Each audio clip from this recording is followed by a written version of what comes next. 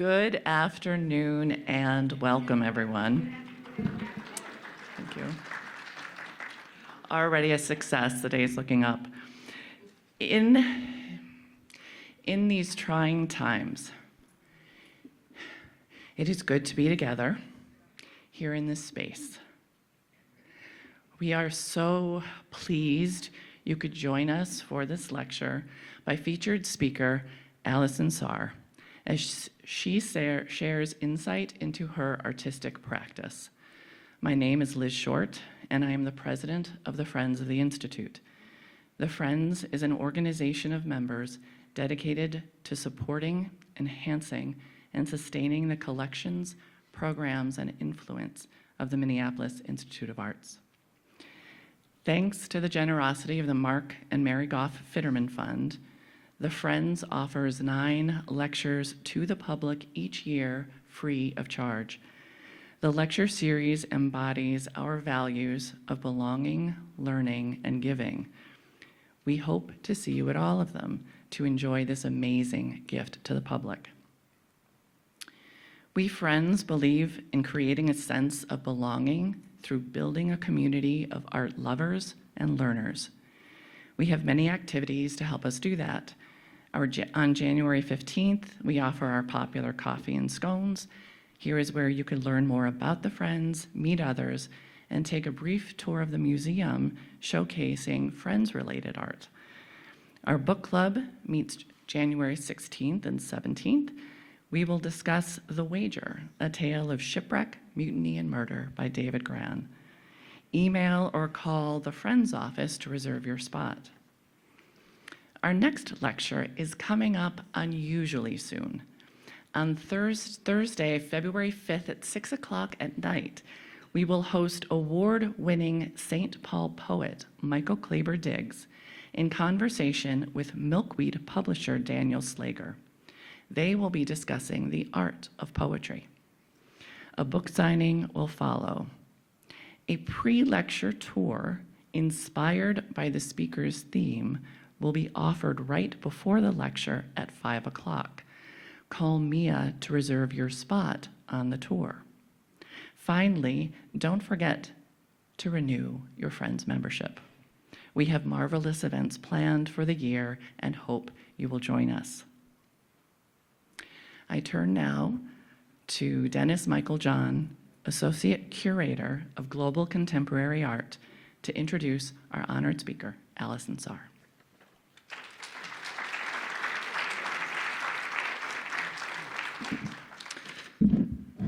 Thank you, Liz. Appreciate that.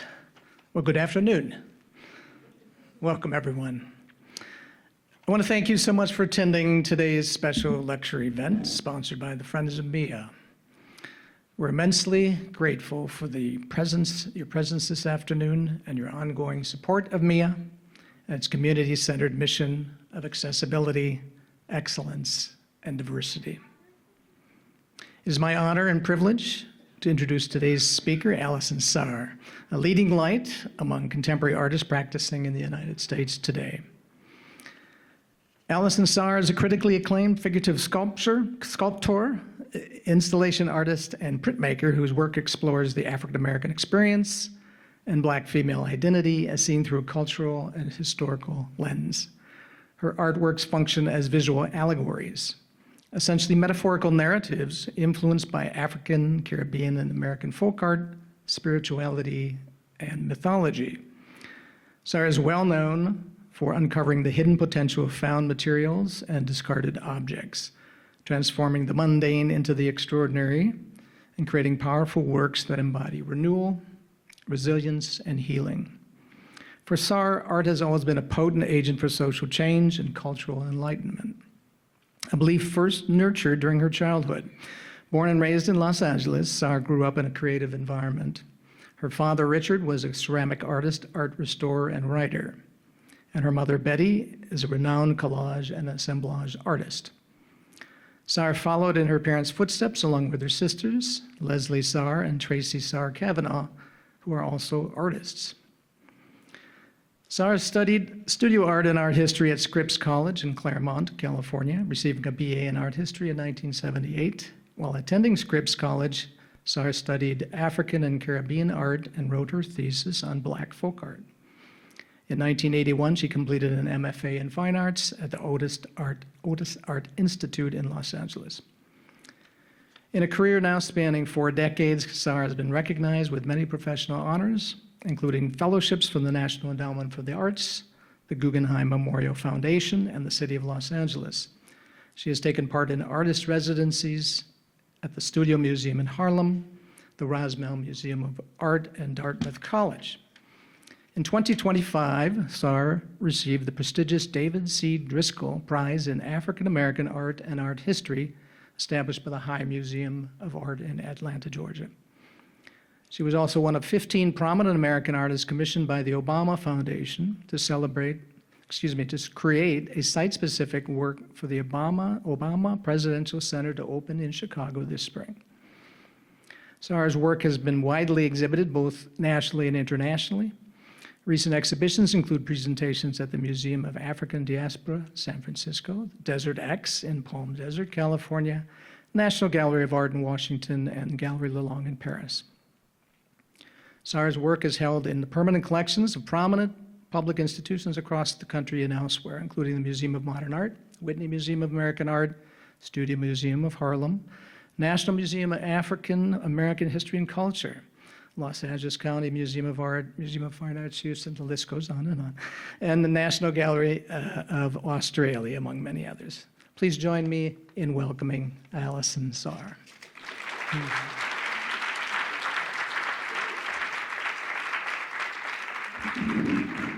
Adjustments. Well, first off, I'd like to thank everyone for coming here. I understand it's a heavy climate, heavy time here in Minneapolis, and we're feeling it nationally and internationally, so I appreciate you coming. And whereas I would love to have this be a moment of levity and uplifting art, that's not really what I do. It's often heavy and, oddly enough, it addresses some of the issues that we're experiencing here today. So just more of the same, but hopefully the light will come shine on us soon. I always open, this wasn't planned, but I open with this image. It's a government diagram of the Mississippi River.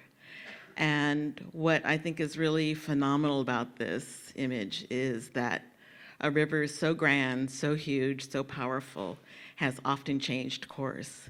And I feel it can kind of somehow give us hope that we too shall see all of this change and change for the better. And but why I really put this in my exhibit, aside from that little sort of anecdote along that, was that after maybe about 5 years after Katrina, I had the good fortune to go to the Joan Mitchell Center, which is centered in New Orleans. And it was really impactful because even then, 5 years later, my bicycle ride from the Esplanade to the Treme, through the Treme, really showed that all these houses were still boarded up and how this, so little had changed. And then for those of you who just saw the recent documentary, relooking of Spike Lee's, how many things have just kind of gone back and everything's backfired and what a really horrible story is. And I became interested in talking about that story, but not wanting to be sort of a disaster tourist. I don't like making light of other people's stories. I don't like making profit off of other people's stories. And so I really looked at that history of flooding and its impact on largely African American communities and immigrant communities who are often situated in the soggy bottoms and all the wetlands, because those are the floodlands as well. And so it is not, it is very geographically, politically intentional that we are constantly victimized by natural disasters, because those are spaces that are not deemed safe for other people. Hence, we have the opportunity, those of us with lower income, which all goes back to day one of when we were brought here, and this shows how we are still suffering the repercussions of enslavement in the United States. So Yeah, so I did an exhibition that really looked at the Great Mississippi Flood of 1926, which of course went all the way from Illinois down to New Orleans, and at some points the Mississippi flooded its banks 40 miles on either side.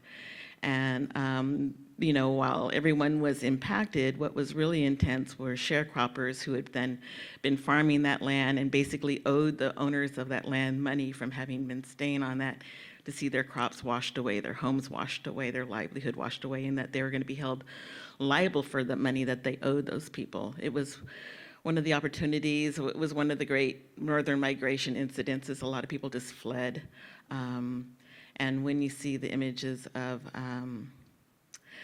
when I look at the images of the Black community largely stranded on the bypasses in New Orleans, and you go back and look at the 1926 images, I think it was in Greenville, where they had intentionally put African Americans on the levees to be imprisoned, and they were required to stay on those levees until they were allowed to leave. And so some 80 years between that incident and Katrina, little had changed. And so it's just really remarkable to me how we keep having to leave these histories over and over again, and how nothing has changed. So this piece is Breach. And so this is a woman who has gathered all of her belongings, stacked them up upon her head, and is basically poling her way down the river or through the floodlands. I know she's under 14 feet tall, because my studio is 14 feet tall, and I just got this thing. I think I had 6 inches to spare. I'm proud now that I have a 20-foot tall ceiling. We'll see what comes next, but that was that. And then I did this piece called Hades DWP. I often work with poets in collaboration. There was Samia Bashir, I think, of Somali origins, and so her family ancestry. And so she wrote, I came to her and I said, I want you to write labels for these jars. And of course, having gone to Scripps and studied, Greek mythology and all of that, the river Hades was really interesting to me. And for those of you who don't know, DWP in Los Angeles, the Department of Water and Power. And so I really wanted to kind of talk about these 5 stages of grief, and also as they're represented in the rivers. And so they're all the different rivers. And so when she wrote these labels, she said, well, they're not really labels, they're voices. And so if you ever, I think you can find her reading these poems. I don't know if that's still on Ellie Louver's site, but I know you can find them. She's just really a remarkable artist to work with. Yeah, so the center one is actually forgetting as one of the stages. So we've got the rage and Pleglathon and all these other, but the center one being the stage of forgetting, and so that one's clear water. But these are etched drawings on top of these found jars. And this one is called Silted Brow, kind of an homage to all of those who have passed in floods in the past and present, hopefully none coming up in the future. But this is a piece I call Tree Souls, which we just installed at the Equity and Justice Monument Park down in Montgomery, Alabama. So if you're down there, go pay them a visit. So yeah, I've always been really interested in kind of like these spirits within the woods, and these were these tree souls that have witnessed everything that's gone into these spaces. I originally made them when I was living in Brooklyn and was looking at Prospect Park, which is my local park, and realizing that these trees that were 200 and 300 years had seen the Civil War and had seen indigenous people living there initially before they were displaced, and just kind of how these tree spirits have witnessed all that, and hope we'll of course see things in the future as well. This is called Kitchen Amazon. Every once in a while, I feel like I need to embrace all that's good in life, because it's really easy to get distracted and destroyed by all that's wrong. And so I really wanted to celebrate my family and those experiences growing up with my mother and my sisters, and going to my grandmother's, and that kitchen experience where that was always where things were happening. So I did an exhibit that was really kind of looking at the kitchen. So this is Kitchen Amazon, and kind of based on the Queen of Amazon, who had this powerful girdle. Of course, here she has this power of skillets, and her power is not only, you know, cooking and providing nutrition for the family and love and guidance and a space that felt like safety, a safe space, but she's also prepared to defend her family with a skillet and hit you upside the head should you step out of line. And then this piece is called Set to Simmer, which was also a collaboration with the poet Dion Brand. And so I'm kind of looking at the odalisque, you know, traditionally as sort of male gaze, looking at the female, and often they were like, you know, of a harem, the idea being based on harem, and that these women are making themselves available to these men. But this one's a little bit of a different story. So the viewers invited to come in and sit down in that chair, and they're like, if you're going to be looking at me, don't be looking at me askance, don't be leering, sit down and look. You know, get your eyes full of what I've got, and, you know, and deal with it, you know. That's no embarrassment. You know, this is a body, it's a beautiful body, it's a powerful body. You know, traditionally, the odalisques kind of hold mirrors in terms of the self-gazing and the sort of self-absorption and vanity. But again, she is holding it, you know, holding it out so you can look at yourself in it, but also that, again, look, don't touch upside the head, otherwise something come your way. And then if you're really bold enough, you could go through her drawers. I'm big on puns. I'm sorry. And so this was the collaboration with Dion, and I said, you know, I've got, you know, I'm thinking about my grandmother's drawer that was in the kitchen, and it had bits of strings and keys to nowhere and little receipts from 1926, and, you know, just all those things for some reason she could not throw away. And it's like this mystery, nothing valuable per se, but something that merited saving. And so I said, does your grandmother have a drawer like that, or your auntie? And she said, oh yeah, you know, let me think about that. And she wrote these just little short notes. They're very cryptic, but it's an opportunity to see inside this woman's mind and see what things are valuable to her. And so you get to go and shuffle around in there. This piece is called High Cotton. Oh, gosh. Yeah, so this, of course, was also in response to many of the murders of African Americans in the country, part of, you know, what instigated our Black Lives Matters movement. And this was after hearing the recording of the shooting, and the woman's daughter, Diane's daughter, is in the back seat, and you can hear her saying in the recording, I don't want you to get shooted too, Mommy. And it made me think about how do these children heal, and how do they become loving and open adults, having experienced so much pain and aggression in their lives, in their young lives. And so I decided to give these children, these little girls, some tools to work with. And so they have taken the master's tools. Each of them represents a different tool from the 5 major crops during that were being cultivated by the enslaved African Americans in the United States.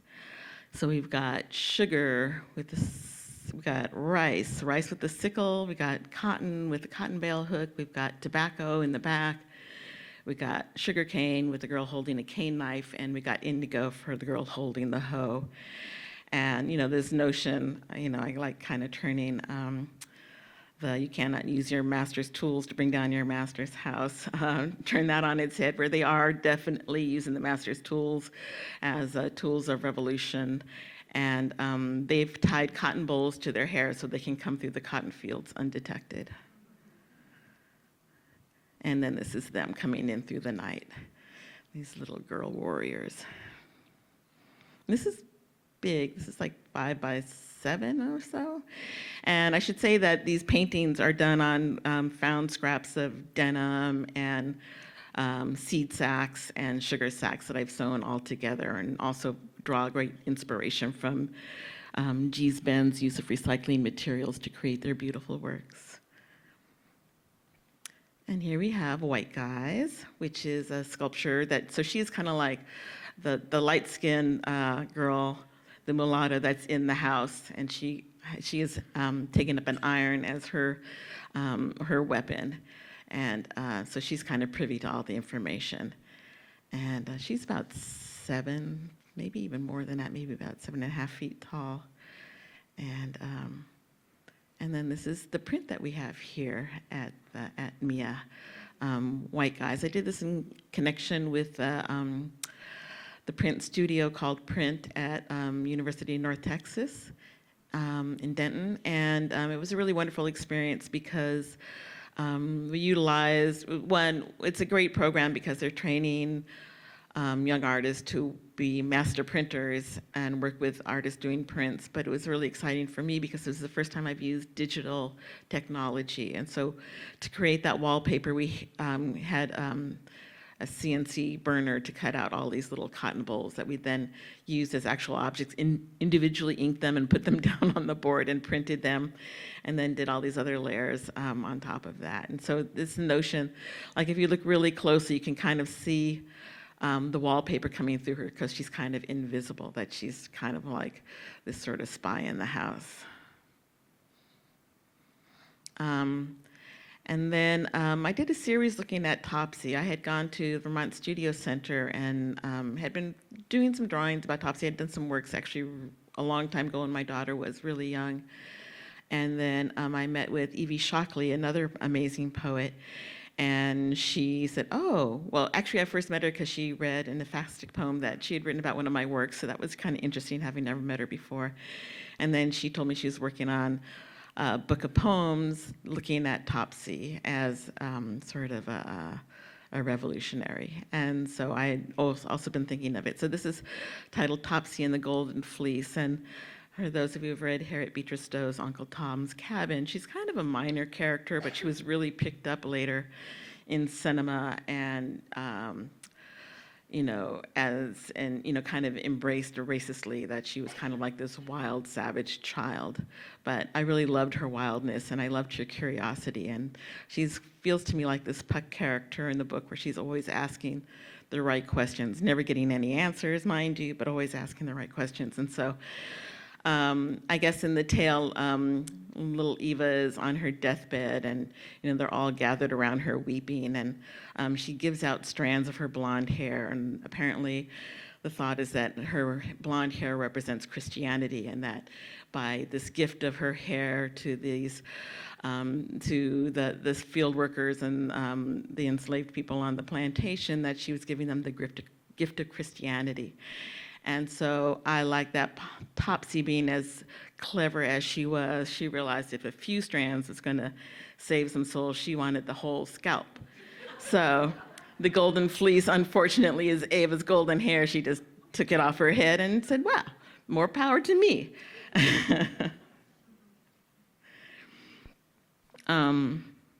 It's called Hot Comb Haint. I did a series really kind of looking back at Black hair culture, and while my hair didn't necessarily need a whole lot of hot combing, I was subjected to it nonetheless, just I think to make my cousins feel like we all had to go through the mandatory hot comb treatment in the kitchen. But I also loved it because of the time where, you heard gossip. I would love going to salons with my mom because you heard all this sort of inside garb and all of that. But I also thought, if the hot comb has taken all that wildness out of that hair, where's that wildness going?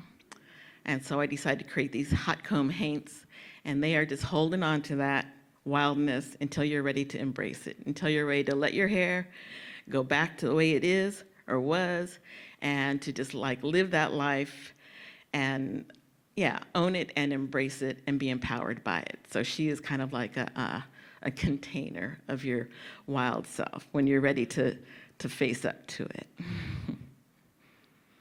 And then I had to do a giant version of it. It's called Scorch. That's about 7 feet tall, And then this piece is called Stubborn and Kinky. And so around the same time, we all knew that processing your hair couldn't be bad for you because it stank and it stung.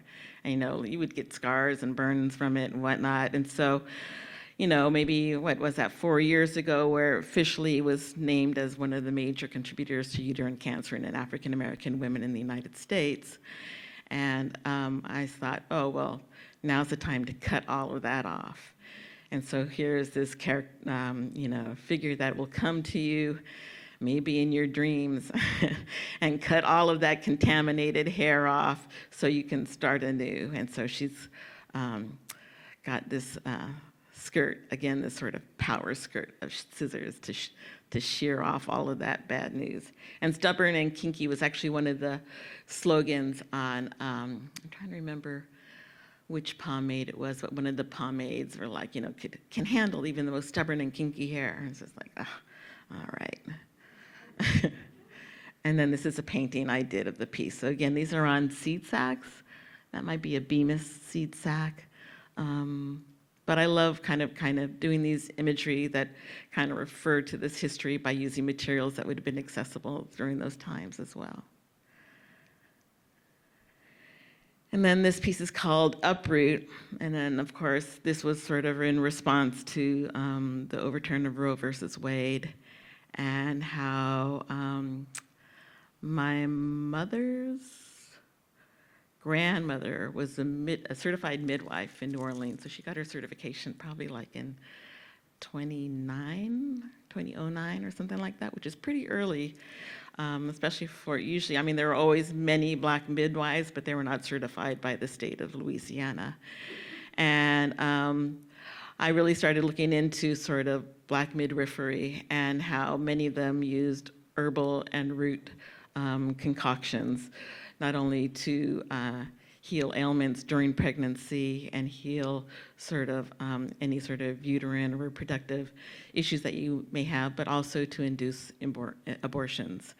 And one of those root remedies would be to consume the roots from cotton.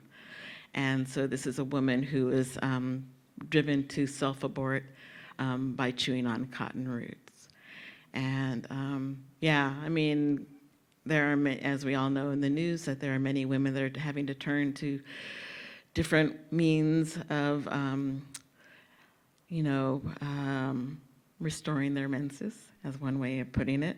But, especially in these times, especially in times where you're enslaved, that these children, maybe mothers or expectant mothers were aborting them because they didn't want to bring their children into a life of enslavement, or they knew that their children would be torn away from them, or they didn't want to give birth to a child as a result of being raped by their masters, quote unquote masters. Hey, I told you this wasn't going to be a light talk, I'm sorry. Then this is called Congoline resistance. Congoline was actually one of the pomades. And so this is a woman who is like, got her hot comb in her teeth and is kind of resisting straightening her hair and just letting it all go wild. So these are these kind of like sort of busts that I made that are just, I guess the heads are maybe about 1.5 feet long. And this one is sheared. Again, this notion of cutting all. So those are all little nails in her head. It took a long time, just so you know I work very hard. And then this is Uproot again. And these are painted on cotton picking sacks, probably from the 1920s, maybe 30s. They're not really, really old. But they're two-sided, so you can walk around and see the backside of them. And then this is deconchified, so she is actually using a cane knife to cut off her processed hair. And then this is sort of a portrait of Hygeia, who is one of the 3 graces of health, and hence we get the word hygiene from her. But she is also about cleansing. And I originally did this piece because I was invited to do a piece at the Armory in Los Angeles, which has this really strange little space that I think was actually the magazine for storing weaponry, because it was an actual armory. but it had since become kind of like this sort of utilitarian closet, and then was eventually turned into this gallery, which is such a great gallery. But I really wanted to kind of like do this piece that was kind of a nod to, this was right after COVID, and so I really wanted to have this be a nod and pay tribute and a thanks to all of those that couldn't stay home during COVID, all those that had to go to work and clean offices and mop floors, or mop the floors in hospitals, and how the doctors are always being recognized, and all these other folks were giving their dues, but the people that were really putting their lives at risk were not, and not being paid adequately or anything. So she has got a double-edged broom in terms of cleansing, and there was an audio component to it as well, which was the sound of sweeping, and also laid on top of that was the sound of dripping water. Kind of like all these pans for catching dripping water. And they're glass bottles, but there are also glass boxing gloves in there as well, in terms of sort of, and the notion of sweeping and kind of drawing ancestors and people from the netherworld to help us through what we're suffering in the world here and now. This is Little Big Sister. She lives in, what's the name of that museum? I'm blanking on. The Joslin in Omaha, Nebraska. And so, so she's a big sister, but she's still little, although this one is about 7 feet tall. And this notion, she is basically, the practice of having bottle trees was this idea that if spirits came into your yard and were going to like kind of start messing with you, they would get seduced by the light in the bottles, and so they go investigate the bottles, and they get in the bottles and they can't find their way out. And so it's kind of like a sort of trap for menacing spirits. And so this is a big sister who is attracting all the bullying and all the people that want to mess with her little sister into these things, and she's protecting her little sister. So it's just about how even little kids can protect and give and be compassionate to their younger siblings. This is a piece I did for the Paris Olympics, as you see the Olympic thing there. And it's called Salon. And the idea being that I really wanted to, a few years ago I started this notion of kind of creating spaces where people come and meet and just share ideas, that this could be a place where people can come and do music together, or people can come and read poems, or people could perform, or strangers could just sit down and start talking to each other. So we've got all these different chairs, each of them representing different walks of life. We got a beautiful chair from Ghana, and a child's chair from Mexico, and these are all cast bronze productions of it, but a farm chair, milking stool, typical European bentwood chair, and a Chinese garden chair. And so this is in, I don't know if you actually, right behind her, if you find yourself in Paris, is the Place de la Concorde, and then right in front of her is the kiosk, and then beyond that is Le Petit Palais. So she's in this kind of crazy space. I mean, this was a garden that was designed, circa Marie Antoinette and all of that. And, and the French are very protective of their history. So I felt really fortunate to be able to come and create this piece. And this notion that it's about, the Olympics in itself is about kind of extending and welcoming other people who think differently than yourselves or have different experiences in life. And so that's Salon. There she's holding some olive branches. And then this piece is called Mutiny of the Sable Venus. The Sable Venus was actually a poem that was then later illustrated of an enslaved woman being brought over the Atlantic. And she is kind of, the poem is very sordid. It's not only talking about her and her coming to the United States, or coming to the New World, basically, as a tool or an object for labor, but also as a sexual object. And it's really twisted and contorted, quite shocking, I found for that time. And so I kind of wanted to have the sable Venus break free of her chains and come to the New World with the ability to kind of change things. So she's also Yemaya, the goddess of the oceans, the Yoruba goddess of the oceans. And, part of that story was that, through this forced, kidnapping and forced migration of peoples, specifically on the west coast of Africa, they also brought with them their gods and their beliefs and their ancestors. And so this is really kind of talking about how it was also an expansion of these religions as well. And so here she is riding a catfish and blowing her horn and calling people to arms to revolt. She's got a sickle in one hand. This is the print. And so, it's all playing, of course, off the birth of the birth of Venus, which I call it Venus on the half shell. And we got a British flag in there, and they kind of mixed up their metaphors. It's got ostrich feathers, but also peacock feathers, which peacocks aren't in Africa, but it's all exotic, what the hell. So at any rate, yeah, and cherubs celebrating her arrival, so it's really twisted and strange.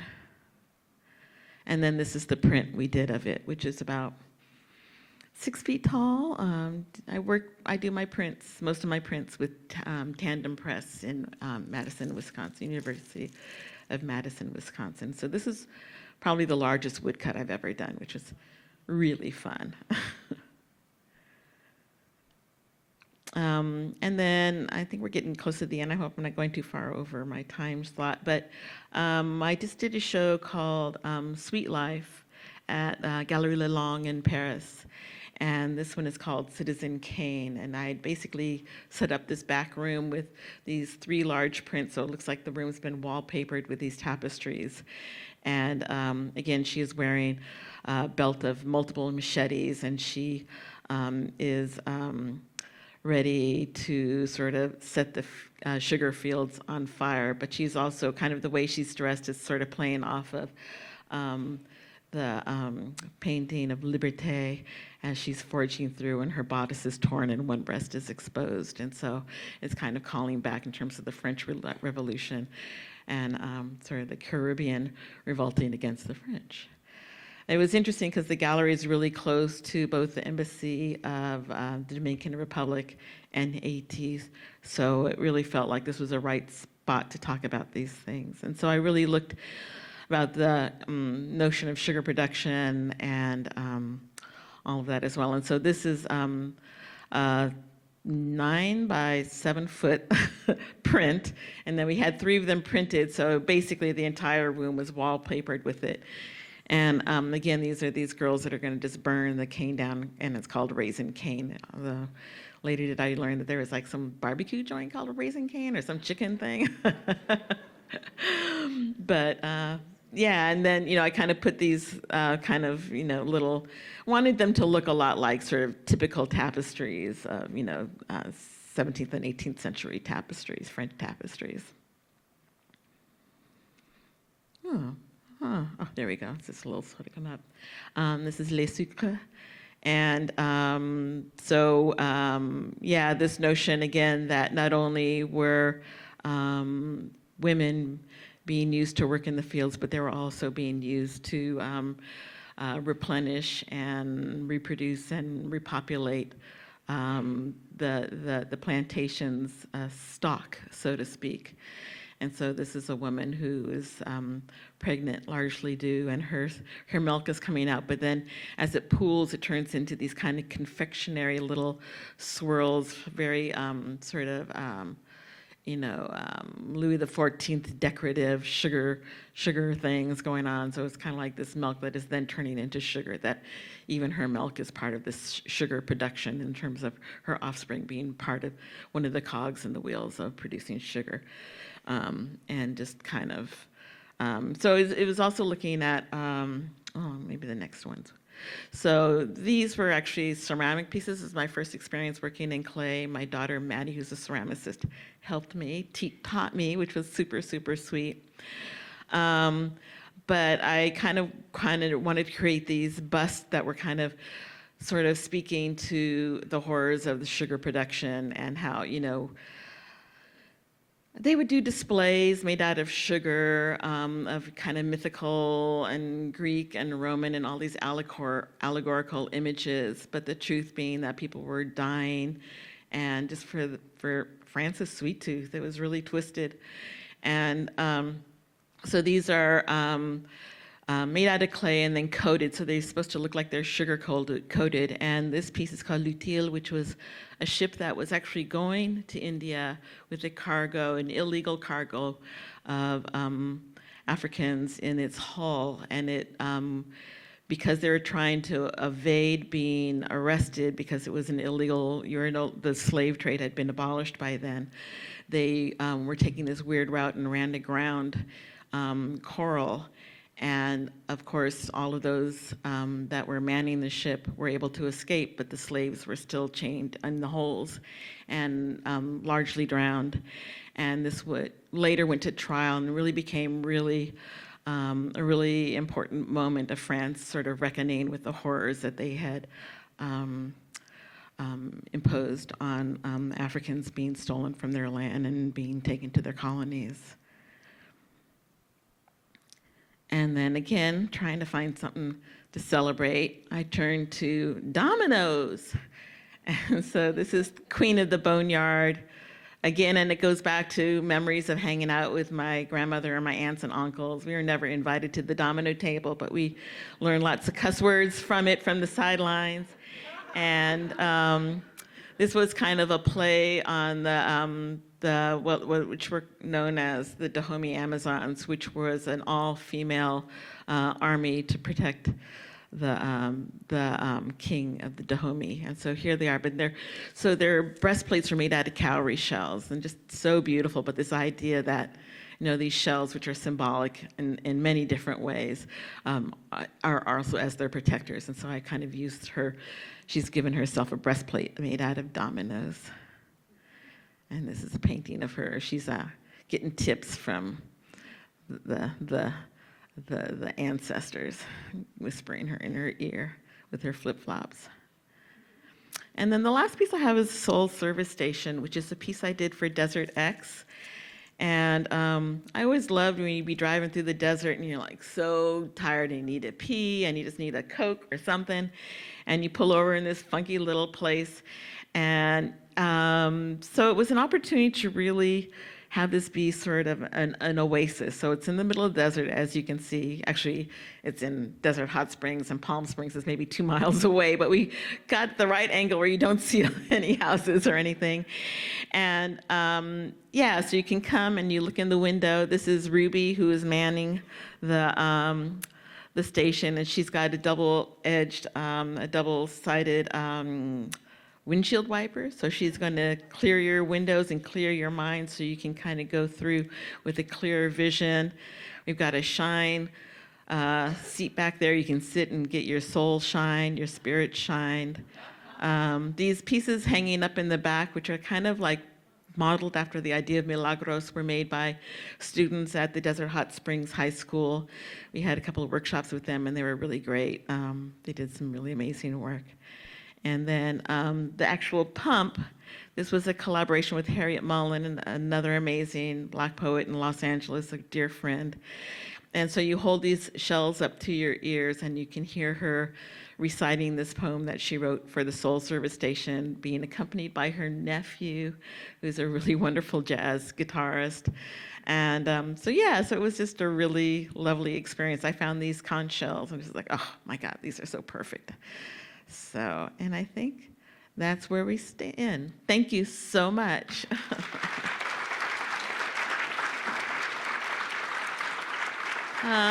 Do we have time for questions? All right.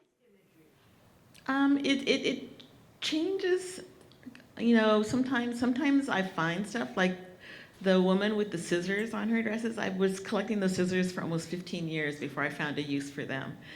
And it wasn't until, this story came up, and I was like, I know what those scissors, I hauled them from New York, they're really heavy.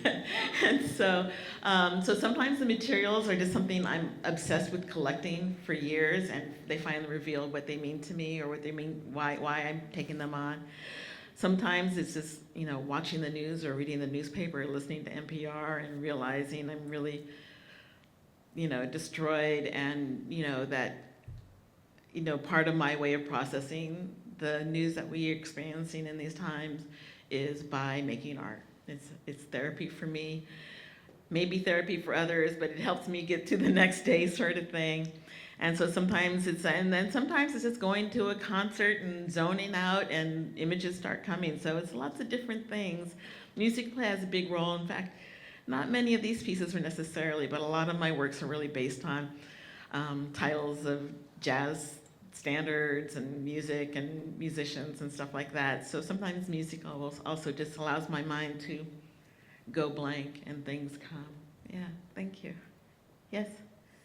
So the way you presented the work, the two-dimensional works, whether they were woodcuts or drawings, my memory is that they were after, follow the sculpture.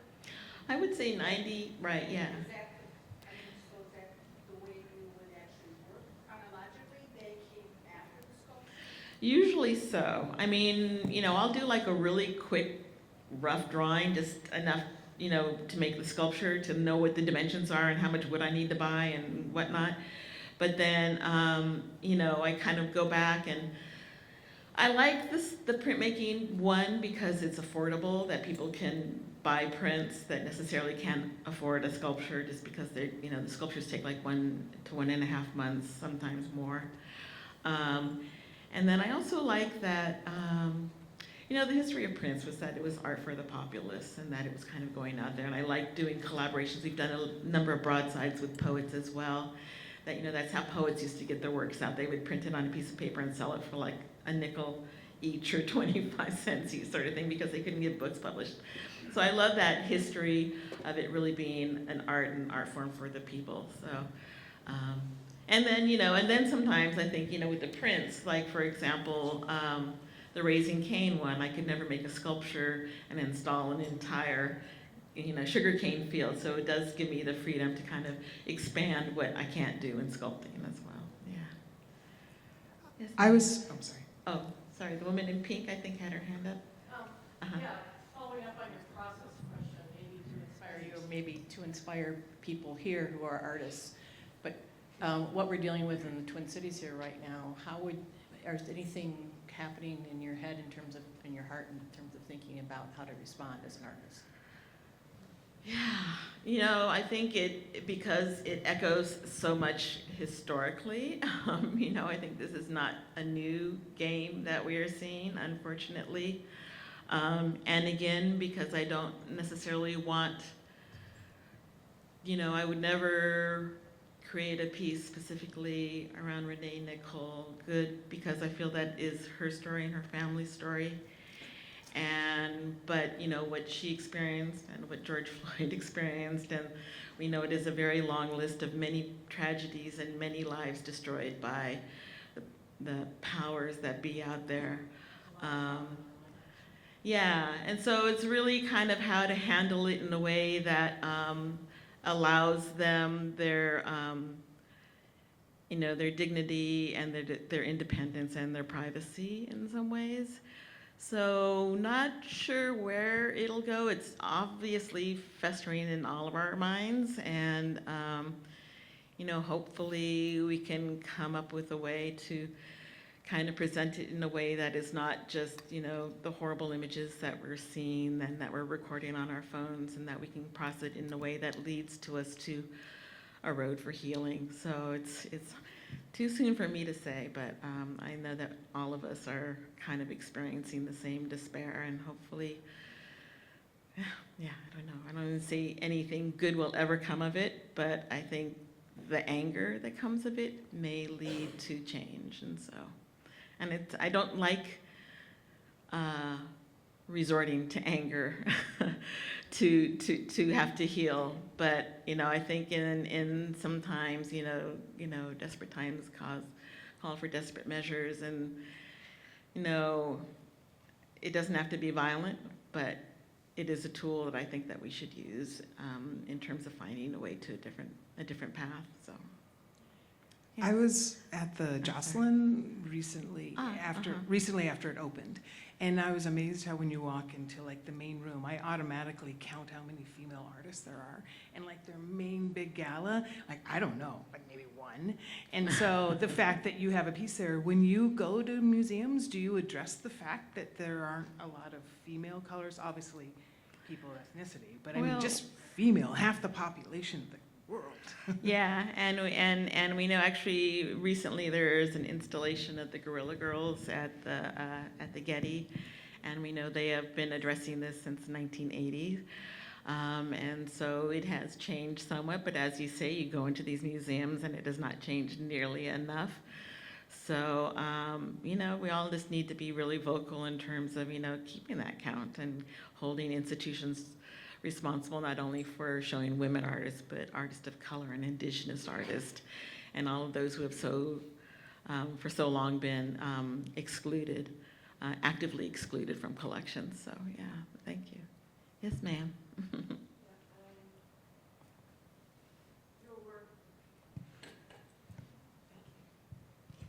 Your work requires such emotional courage, and I'm wondering, as you enter, especially into the everyday, the moment-by-moment space of what that felt like, what that life was like, what do you do to keep your heart open? Yeah, it's hard. Again, like I turn to, looking at my cousins and teaching my daughter, well, I'm not teaching her, she actually went to my cousins and started hanging out with them and started up a new domino contingency for the next generation, and trying to really, remind ourselves of all the beautiful things in our lives and all the things that we really cherish. And so I think that's one way of dealing with that, is kind of finding a counterbalance. But, there are times where I go in the studio and I'm just completely paralyzed, that I just feel like, I can't make another piece about another horrific incident or another horrific, and people are like, well, why are you still talking about, slavery and all that? We've come so far. It's like, whoa, where have you been? And to just, and I think it's especially painful now because we are witnessing the dismantling of what my mother and grandmother, actively fought for in, the 50s and the 60s, and that all of these things are slowly being, again, Roe versus Wade. So it's not only, Black America that's suffering, and, immigrants, throughout the United States being hunted.